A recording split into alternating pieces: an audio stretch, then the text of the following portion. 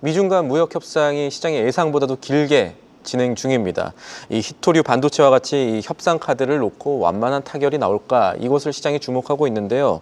오늘 이 문제부터 이 시장 글로벌 전망, 전략 자세히 알아보는 시간 마련했습니다. 이 홍콩의 CSOP 자산운용 이재충 상무 모시고 함께 이야기 나눠보겠습니다. 안녕하십니까? 네, 안녕하세요. 안녕하십니까? 네. 지난 시간에 저희가 이 자리에 모셨을 때 흥미로운 말씀을 주셨던 게 기억이 나는데 홍콩 증시에 이 본론으로 들어가기 전에 하는 말씀입니다만 삼성전자 단일 종목으로 레버리지를 움직이는 ETF가 상장했다 홍콩에 말씀해 주셨는데 지금 홍콩의 성적이 어떻습니까? 지금 우선 5월 28일에 상장됐고요. 예. 제가 출연했을 때 약간 양치기 소년처럼 상장한다라고 이렇게 말씀드렸었는데 이번에는 상장이 됐다라고 분명히 말씀드리고 예. 그다음에 지금 거래량 같은 경우에는 상당히 활발하게 이루어지고 있어요. 그래서 지금 8영업 거래일 정도 거래가 되고 있는데 일평균 거래량이 한 20억 정도로 늘었거든요. 물론 ETF이기 때문에 뭐 다른 종목보다는 거래량이 크진 않지만 초반부터 계속 늘고 있어서 초반에는 이제 홍콩 달러 쪽으로 거래된 쪽이 많았어요. 그렇다는 얘기는 홍콩 투자자들이 거래되는 것들이 많았는데 아니면 홍콩에 투자하고 있는 분들이 근데 요즘 US 달러 거래 카운터 쪽으로 거래가 늘었거든요. 그렇다는 얘기는 이거를 신규로 투자하는 투자자들이 많아졌다는 얘기죠. 그래서 뭐 퍼포먼스 같은 경우에도 우선 그 출시하고 나서 삼성전자가 그 주가가 굉장히 좋아졌잖아요. 예. 지금 뭐 한 5영업 거래일 정도 계속 연속 상승을 하고 있었는데 저희 ETF 같은 경우에는 레버리지 상품이기 때문에 지금 퍼포먼스가 한 15% 정도 상승하고 있습니다. 지금 글로벌 시장에서 삼성전자 바라보는 시각이 그래도 좀 긍정적이다라고 볼 만한 지점일 것 같은데. 그렇죠. 아무래도 글로벌 시장뿐만 아니라 특히 홍콩 투자자들 사이에서는 한국 증시, 그다음에 삼성전자에 바라보는 시각이 굉장히 긍정적인데요. 그리고 저희가 이 상품을 출시하면서 아무래도 저희가 이제 한국에서는 인지도가 그렇게 크지 않은 자산운용사지만 홍콩에서는 ETF 운용사에서 가장 그 유력한 아니면 가장 뭐 1위 운용사라고 말씀드리는데 거기서 홍보나 이런 것들을 많이 했기 때문에 저희 상품을 통해서 또다시 한국 증시와 삼성전자의 뭐 어떻게 보면 긍정적인 효과가 있지 않았을까라 생각하고 있습니다. 알겠습니다. 그런 점도 충분히 저희가 기대를 해봐야겠고요. 이제 본론으로 들어가겠습니다. 이재명 대통령과 시진핑 중국 주석이 어제 첫 통화를 했습니다. 이 경제 무역 간 한중 관계 그동안에 이제 신정부 출범하면 조금 그동안 관계가 바뀌지 않을까 이런 예상들을 하고 있는데 앞으로 좀 지켜볼 부분이 어떻게 될까요? 우선 중국 언론에서는 굉장히 긍정적으로 평가를 하고 있고요. 네. 그리고 사실 이재명 후보가 이제 당선되기 전에 후보였을 때도 이제 친중보다는 이제 중국의 친화적인 정책을 내놓을 것이다라는 그런 기대감이 있었고요. 근데 다만 이제 미중 관계라든가 그리고 미중 관계 같은 경우는 이번에 관세 문제 그리고 사실 가장 크게 대립하고 있는 군사 보안 문제가 가장 크잖아요.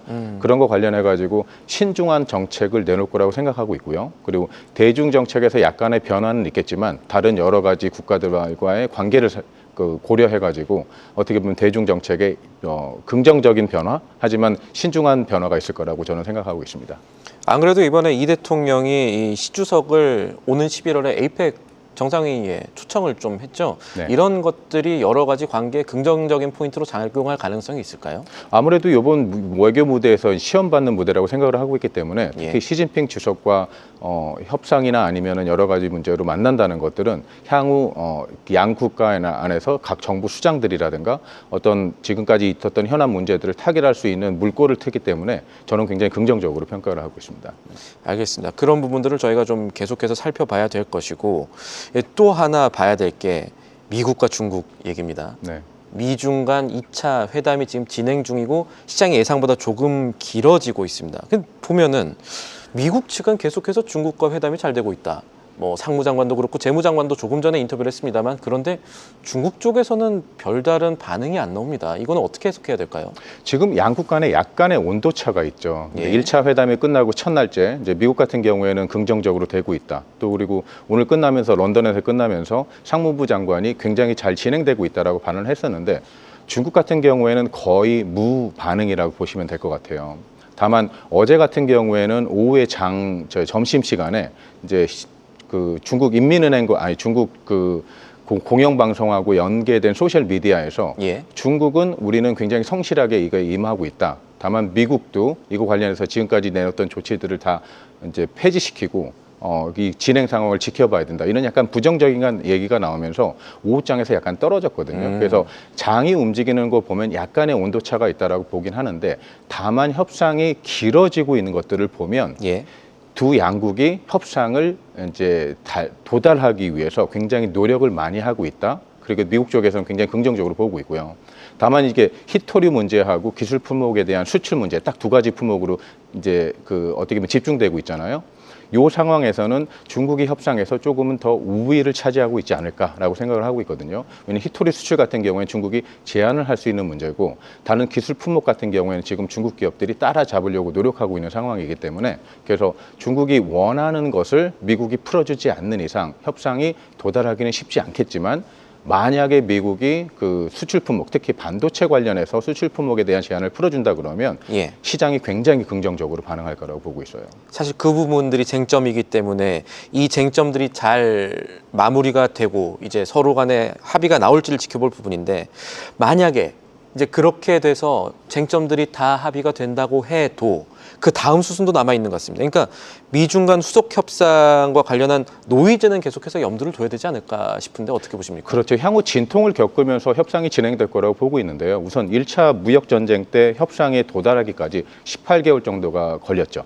그렇다는 얘기는 우선 얘기하는 히토류 문제 아니면 기술 품목에 대한 수출 제재 문제 그 이후로 남아있는 하면 기업의 제재라든가 특히 군사 보안 문제 같은 경우들이 많이 남아있기 때문에 향후 지켜봐야 되긴 하겠지만 다만 이 가장 중요한 품목들의 문제에서 둘이 협상이 이루어진다 그러면 향후 협상할 것들에 대한 물꼬를 트일 거기 때문에 우선 글로벌 증시는 반응을 할 거고요. 그리고 순항하면서 진행이 될 것이다라고 보고 있습니다. 그래서 이 협상이 굉장히 중요하고요. 저는 개인적인 입장에서는 이 협상이 좋은 방향으로 타결됐으면 그리고 그게 한국 증시뿐만 아니라 미국 증시 또한 중국 증시에도 굉장히 긍정적으로 작용할 거라고 보고 있습니다. 여기서 가장 수혜를 입을 섹터는 중국이나 미국을 봤을 때 저는 테크 기술주 쪽이라고 보고 있어요. 예. 기술주들은 홍콩 쪽에서도 이제 소위 말하는 붉은 테크는 괜찮을 수 있다라고 보시는 걸까요? 그러면 그렇죠. 미국 테크도 괜찮을 수 있죠. 왜냐하면 엔비디아나 이런 쪽도 중국 쪽으로 수출이 이루어진다 그러면 특히 미국이나 중국에 어떻게 보면 긍정적인 영향을 줄 협상이기 때문에 굉장히 중요한 첫 시작점이라고 생각하고 있습니다. 알겠습니다. 한편으로는 중국도 지금 사실은 부양책이라든가 관세 충격을 대비하는 모습들도 있기 때문에 아직은 완전히 안심할 수 없겠지만 그래도 현장에 있는 낙관론 또 중국과 온도차가 있지만 이런 것들은 살펴봐야겠습니다. 그리고 하나만 조금 더 살펴봐야 될 건데 최근에 가상자산 관련 얘기들이 많이 나오는 것 같아요. 홍콩에서도 지금 보니까 첫 홍콩 달러 기반 스테이블 코인을 발행한다. 지금 가상자산 시장에서는 스테이블 코인 얘기가 많이 나오는데 네. 홍콩도 그렇고 지금 글로벌 시장에 글로벌 쪽으로 가상자산의 붐이 다시 오는 모습입니까? 어떻습니까? 제 생각에는 제도적인 게 완비가 되고 있다라고 보면 될 것 같고요. 근데 홍콩 같은 경우에는 거기서 가장 빠른 행보를 보이고 있죠. 이제 2023년부터 이제 가상자산법을 통과시키면서 우선 홍콩의 거래소 같은 거를 라이선스를 주면서 승인을 했고요. 근데 스테이블 코인 같은 경우에는 우선 우리가 얘기하는 피앗 커런시와 가상자산을 연결해주는 가장 큰 연결고리잖아요.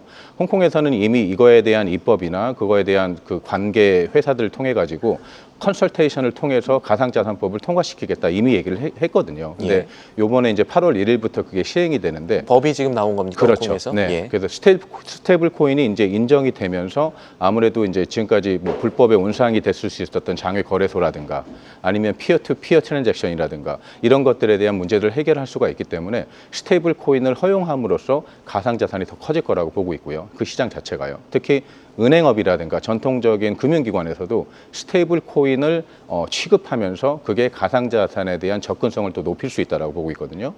특히 이제 홍콩이 그렇게 된다는 얘기는 한국도 요즘 현물 ETF 승인이라든가 아니면 스테이블 코인에 대한 중요성을 굉장히 인식하고 있어가지고 각 국에서 이제 가상자산과 스테이블 코인을 스테이블 코인 연동된 가상자산에 대한 것들을 원래 있는 법 안에서 그 체제 안에 테두리 안에 집어넣는다. 이런 현상들이 벌어지고 있기 때문에 저희가 가상자산을 투자할 때 가장 힘들었던 부분이 뭐냐면 정부의 규제였죠. 특히 중국 같은 경우에는 지금 가상자산을 아예 허용하고 있지는 않잖아요. 근데 굉장히 많은 거래들이 이제 어떻게 보면 블랙마켓에서 거래가 되고 있다라고 저희가 알고 있는데 그것들을 이제 양지화로 끌어내면서 제 생각에는 가상자산 시장은 안정적으로 다른 자산군과 비슷하게 움직이지 않을까라고 생각하고 있습니다. 알겠습니다. 오늘 여러 가지 도움되는 말씀 많이 주셔가지고 질문을 더 하고 싶은데 시간이 좀 짧습니다. 다음 시간에 다시 나와주시죠. 네, 오늘 말씀은 여기까지 듣겠습니다. 지금까지 이재충 CSOP 자산운용 상무와 함께했습니다. 오늘도 감사합니다. 네, 감사합니다. 계속해서 다양한 경제 이슈를 알고 싶다면 구독과 좋아요, 알림 설정 부탁드립니다. AI 캐스터 권미정이었습니다.